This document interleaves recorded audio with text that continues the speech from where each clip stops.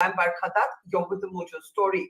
Our focus today is on the political impact of Arvind Kejriwal's bail. Remember, he now has bail in both the arrests made by the Enforcement Directorate and the CBI.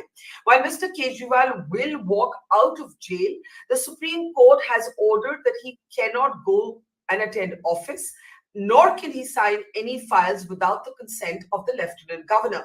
The judges were divided on the legality of his arrest by the CBI, with one of the two judges remarking that the CBI must dispel the notion of being a caged parrot. The judge questioned why the CBI had felt the need to arrest Arvind Kejriwal and believed that it was only to frustrate, quote unquote, the bail that Arvind Kejriwal had received in the case of his Enforcement Directorate arrest. Now, the question is, with Haryana elections imminent, a state where the Congress and the AAP alliance has failed, what will be the political impact of this bail? With Mr. Kejriwal unable to sign files without the consent of the Delhi LG, somebody who's not known to exactly be on his side, with his inability to attend office, what might this AAP and this AAP government look like? To talk about the political impact and the political brand of Arvind Kejriwal, let's introduce our guest today. Ashutosh is with us. He's the co-founder of Satya Hindi. He's a veteran journalist and editor. He's also had a stint on the insides of the Aam Aadmi Party as a politician. Thank you, Ashu.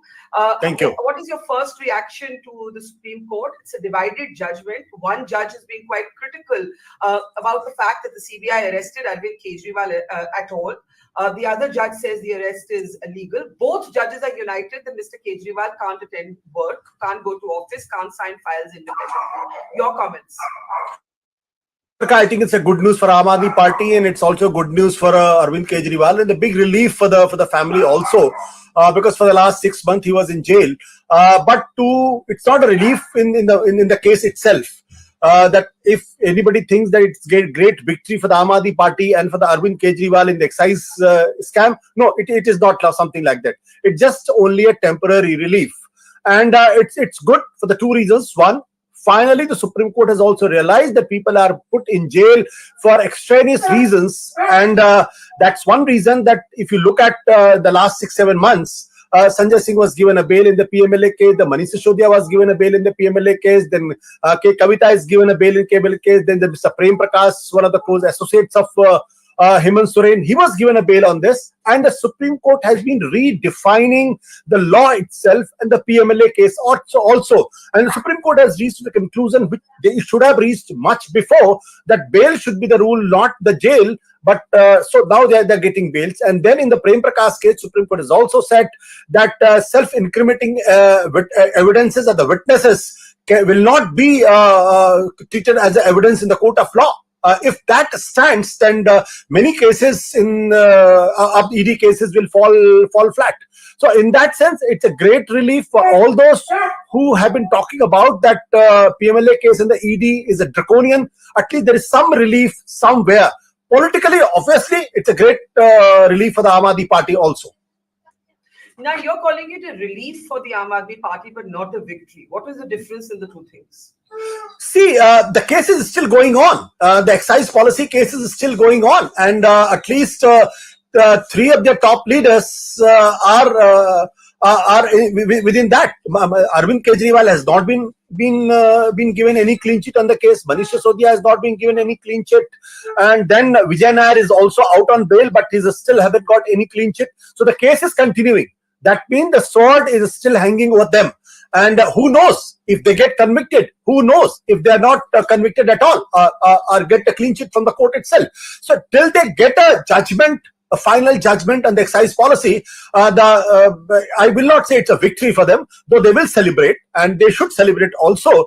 It's a temporary relief in that sense, because it's much closer to the assembly elections. So Aam Aadmi Party has everything to rejoice that now on they will be fighting the election under their own commander-in-chief.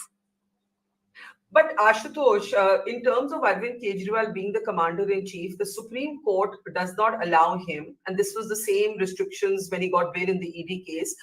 He cannot attend the office, he cannot go to the Delhi Secretariat, he cannot sign files unless the LG consents to the signing of those files. Does that matter, or given the fact that Arvind Kejriwal never actually kept any portfolios with him, does it not matter? Like, how will this actually impact the running of the government and the running of the party?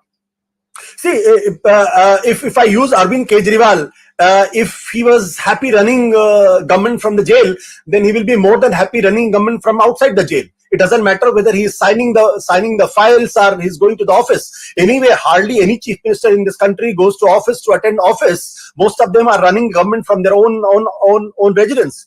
Only thing is not supposed to sign, but then he was not holding any portfolio also. There is no bar. If what I read is that now he can hold a cabinet meeting. He can instruct his ministers, and ministers can very well sign on the dotted lines. But the biggest relief for the Aam Aadmi Party is not on the front of the government, but on the front of the politics. Assembly elections in Haryana is there, and Aam Aadmi Party has decided to contest all the 90 seats, irrespective of the fact that the last time they got only 0.48% vote share, despite contesting 48 seats. And that was less than the Nota 0.51. But now the Kejriwal will be a face. He will go to Haryana and contest election. But the most important thing is that assembly election in Delhi is around the corner. That is supposed to happen in the month of January and February. So he will have at least 3-4 months to prepare to streamline his team and to go for the campaigning. That's a great boost, because Arvind Kejriwal inside the jail would have really handicapped Aam Aadmi Party's campaign in Delhi. No, but let's talk about the politics. We start with Haryana, where, as you mentioned, in the last assembly elections, the Aam Aadmi Party got less than 1% of the vote, right? Now, the point is that the alliance talks between the Congress and the Aam Aadmi Party failed, and that alliance has not worked out. In the Lok Sabha elections, at least, we did not see any visible advantage to the Aam Aadmi Party from Arvind Kejriwal's arrest. So any sympathy factor, we don't know within Delhi's assembly elections, and by that time, when people even remember, we don't know. What is the political impact of Arvind Kejriwal being out there in Haryana? What is the political impact? Zero impact, and I might be criticized for saying so, but zero impact, because Arvind Kejriwal, this is not the first time he's entering into the Haryana elections. If you remember when Yogendra Yadav was there, I think you remember in 2012, 2013, the survey was done. At that point of time in Haryana, Aam Aadmi Party was getting something around 20% vote share. But over a period of time, the Aam Aadmi Party almost has become a non-existence in Haryana. And though Arvind Kejriwal has always aspired to project himself as the son of the soil from Haryana, because he belongs to Siwani, and he always wanted to contest election, and he aspired to be a full-fledged chief minister if something happens in Haryana and he could emerge as the chief minister. But over a period of time, the lot water has flown, and I don't think Arvind Kejriwal and Aam Aadmi Party has any chance in this election. Whether they had contested elections with Congress Party or not, it's not important, because Aam Aadmi Party, frankly speaking, is a non-existent party in Haryana politics. It can, if it can work in 1 or 2 constituencies, it can try to get some respectable number of votes. But in the rest of the constituencies, I don't see much happening. If I remember correctly, in our previous conversations while Arvind Kejriwal was still in jail, you didn't actually agree with him running the government from jail. And I think you called this a problem or a crisis of his own making. I think you also had some differences with his wife being kind of the de facto person in charge while he was in jail, because she wasn't really somebody who was within the party when the party was being formed. How do you now look at the sort of moral, ethical, legal questions around his inability to sign files? Do you still believe, do you believe that he should continue to be chief minister? Many may question that. See, I think Arvind Kejriwal and Aam Aadmi Party has crossed the Rubicon. Crossed the Rubicon in the sense the minute he decided to continue as a chief minister and run government from the jail, he has crossed that moral boundaries. He has crossed those ethical boundaries. See, the Constitution is not only about the written words. Constitution is also about the soul of the Constitution, the basic ethos of the Constitution, and that basic ethos is very, very clear that once you are arrested, you should not contest. You should not you should resign and go to jail, and then pass on the baton to somebody else who could run the government, because the government in his absence was really handicapped. Hardly any decision is taken and hardly anything is happening. And anyway, even if the decision is taken, it doesn't matter, because this goes against the basic grain of the constitution, that an arrested chief minister, which is incapacitated, he can't function as a chief minister, he can't discharge his duty as a chief minister, he can't hold a cabinet meeting, he can't meet his bureaucrats, and he's claiming that he's running the government. So I think Arvind Kejriwal has committed a constitutional blunder, in my opinion, which he should not have done. Now he has done it, and he's trying to brazen out it. I think this is one of the most immoral constitutional thing ever done in Indian politics. Which part? Because isn't there a contradiction in your position? 1 minute, let me ask my question. On the one hand, you clearly believe that bail should be the norm, and you do not agree with the fact that Mr. Kejriwal was in jail for 6 months without a trial. You clearly believe that the investigative agencies are being weaponized by the government against political opponents. So on the one hand, you have that position. On the other hand, you believe that Mr. Kejriwal has been committed a constitutional blunder and has not been constitutionally ethical in continuing to be chief minister from jail. Is there not a contradiction in these two positions? Absolutely no contradiction. Absolutely no contradiction. See, the constitution, if you go strictly by the words, then obviously there is no bar on any chief minister. Once he's arrested, he can go to jail and can remain a chief minister. The constitution doesn't bar it. But is it ethical? Is it what the constitutional morality is all about? You are arrested. You can't. There has to be some Lakshman Rekha, some Maryada, some boundary has to be drawn. So you're saying what Hemant Soren did is what Arvind Kejriwal should have done. Almost everybody. Look at the Lalu Prasad Yadav in Bihar, when he was arrested in the fodder scheme. He resigned. Jayalalitha resigned. Hemant Soren has resigned. He should have also resigned. So why did he not resign? That's the issue. This shows either he has scant regard for the constitution or he doesn't understand the constitution. My theory is number 3. He is too scared to pass on the baton to somebody else. He thought if somebody else can become the chief minister, that he or she might hijack the party or the government, and then he will be running here and there without anything. So and about the bail and the jail. What do you mean he's too scared to pass on the baton? You're saying he's politically insecure? I think so. I think that has to be said in as many words today. He is. Otherwise, why will you? In my opinion, whether Arvind Kejriwal is a chief minister or not chief minister, it doesn't matter. There's hardly anybody in the party who can challenge him. He is undisputed leader. He's a number 1 leader. He could. Even today, he can resign and control the party and the government both. Nothing will happen. There's hardly anybody who can challenge his supremacy in the party. But but why he is not resigning? I don't buy his argument that this is a kind of a protest and my arrest is illegal. Let the court decide. If you believe in the constitution, let the court decide. It might be it is a vindictive act. You and I can interpret that way by the government of India, by the ED and the CBI.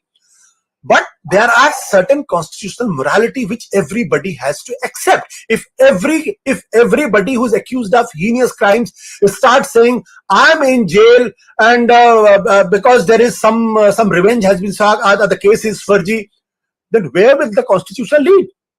I was reading an article in Times of India where experts were saying that Arvind Kejriwal can run the government from the jail because he's a constitutional authority. He has to discharge his constitutional duties. Then if tomorrow I go to jail as a citizen of the country, I have also certain duties as a citizen. Should I be allowed to discharge my duties as a citizen? No, that will the mockery of the constitution. So I think he mocked at the constitution and he had done a great disservice to the constitution, and he has personally harmed himself. His image as a political leader has gone for a toss, and he has to give a lot of explaining in this election before the people. Do you believe that if the people see it as an act of vindictiveness by the Modi government, they will judge him for not resigning? Forget about whether the government has been vindictive or not. The issue is, when he was in jail, did it make any impact in parliamentary election? No. That answers the question. That people are not buying the argument that he has gone to jail because the agencies has been vindictive. Otherwise, there should have been substantial sympathy for him. There was hardly any sympathy for him in the parliamentary election. And mind it, in 2014, he lost election. He contested alone. In 2019, Aam Aadmi Party again lost all 7 seats. Then he was contesting alone. In 2024, he was contesting along with the Congress party. Again, Aam Aadmi Party lost. So you are contesting in coalition, and by that logic, he should have done better. He should have won at least 1 seat. Failed to do that, and sympathy also didn't work. But now he's coming out. So a lot of the things you think he should have done while he was in jail are in the past. He's back now. And as you said, whether he can sign a file or not doesn't impact either his running of the government, because he kept no portfolio, or his control over the party. Where do you see the party going from here? It's a member of the India Alliance or the opposition bloc, but at the state level, Punjab, now Haryana, its alliances haven't actually worked out with the Congress because they're both competing in a way for similar votes. The Congress state leaders have always been hostile to Arvind Kejriwal. This entire liquor scam was first raised by the Congress in Delhi. We forget that now. So where do you see him going politically from here? It's like when you are asked to write your status in this Facebook, you write complicated. Yeah. It's a very complicated relationship between Aam Aadmi Party and the Congress. They are fighting with each other in Punjab, but they were in alliance in Delhi. And don't forget, in Delhi, just after the parliamentary election, Gopal Rai held a press conference and said the alliance is over. So and then you are trying to have an alliance with the Haryana, with the Congress in Haryana. So in Punjab, you have a different yardstick. In Delhi is a different yardstick. In Haryana, you have a different yardstick. It's opportunistic politics of the first order. I have no compunction in saying something like that. See, let's face it. Arvind Kejriwal in 2025 assembly election is going to struggle. He will have a tough time because since 2013 he has been off and on chief minister. No other government. 2013 he was the chief minister, 2015 he was the chief minister, and 2019 chief minister, and 2020. So there's almost 11 years he had been in the power. So people will not vote for what he said in 2013. What is going to say in 2024 or 25? People are going to vote for 11 years he as the chief minister, whether he delivered or not. It's something like this. But in Delhi, neither the BJP nor the Congress have good, strong local faces to counter him. In Delhi, local assembly elections at least. Who knows? Tomorrow BJP comes out with some face. BJP is quite good in taking a rabbit out of hat, so they can do that. So I'm not discounting that, but forget about that. It's like Narendra Modi facing 2024 parliamentary elections, when everybody thought that he was going to get more than 400 seats, when he thought the Pran Pratishtha will get all kinds of votes in this country and people will be fooled. People were not fooled. People were judging Narendra Modi for what he did in the last 10 years. So Arvind Kejriwal this time will be judged for what he did in the last 11 years as a chief minister. So if people are happy, satisfied with his performance, he will sail through. If people are not happy, then he will struggle. In my opinion, this time Aam Aadmi Party will surely struggle, despite whether Kejriwal is in jail or outside jail. A final question: do you believe that Arvind Kejriwal will come out a changed man? He did come out briefly. He campaigned for the Lok Sabha elections. He went right back in. What kind of Arvind Kejriwal should we expect now? Arvind, why you want me to say something which I don't want to say? The fact is, I do not recognize this Arvind Kejriwal at all. The Arvind Kejriwal I used to know in 2012, 13, 2011, 2014, 15. This is not the same Arvind Kejriwal. At least I had not imagined that. I had imagined that he might go to jail any day, but not for the liquor scam. This Arvind Kejriwal is very different. He is What's the biggest difference? I know you said this to me on my podcast also, but what's the biggest difference? What is the biggest difference? For him, power is everything. Everything is in the Arvind Kejriwal, which won election in 2013 and 2015, was a revolutionary. Was a radical a politician, was cut from a different cloth altogether. When he said We are not in politics to do politics, but to change politics. People believed him because he had that moral capital. Over a period of time, he has lost his moral capital. And to regain that moral capital, to regain that popularity is going to be very, very different. Today, you go to Punjab, you will be surprised to know that the entire Aam Aadmi party in the government is in disarray. And all kinds of stories you'll get to know. I was there in Punjab a few weeks back. The kind of stories I heard was unbelievable. So Aam Aadmi party as a brand is gone.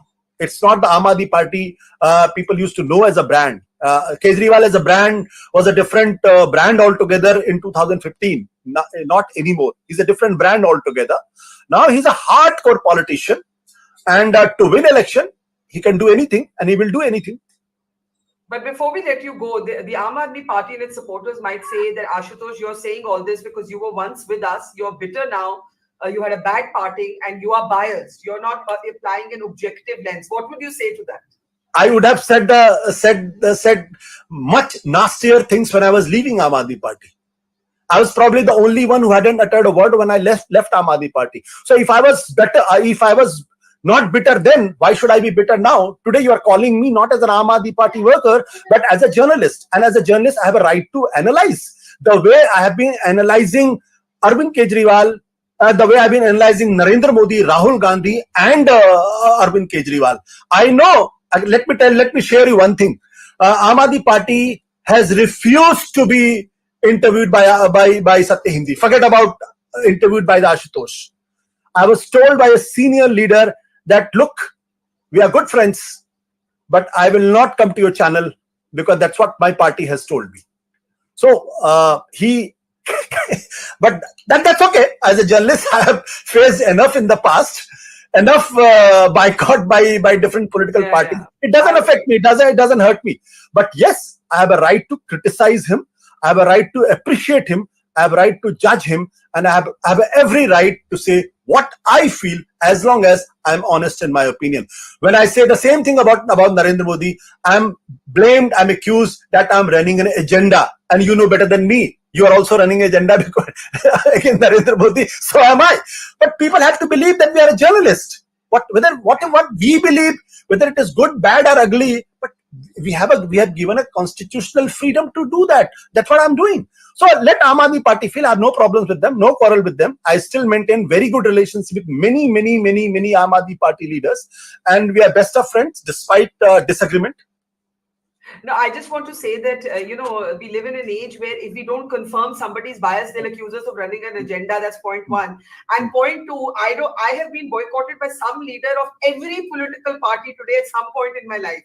And I think we should wear that as a badge of honor, in my opinion. That's okay. That's okay. In fact, you will be surprised to know that a few senior journalists in Mumbai, they refused to appear on Satya Hindi because they thought that we were bought by RSS and the Narendra Modi government, because at that point of time we were criticizing Rahul Gandhi left, right, and center. When the entire India group was in a disarray, total disarray, there was nothing which could be said. So we were saying what was to be said. So it doesn't matter. Yes. Another day, another headline, another criticism, and that's fine. That's part and parcel of being a journalist. Thank you, Ashu. Thank you, Barkha. Thank you. Take care. Bye. It's great to see you here. Thank you for watching our work. If you haven't subscribed yet, don't forget to click the bell icon and subscribe to Mojo Story. And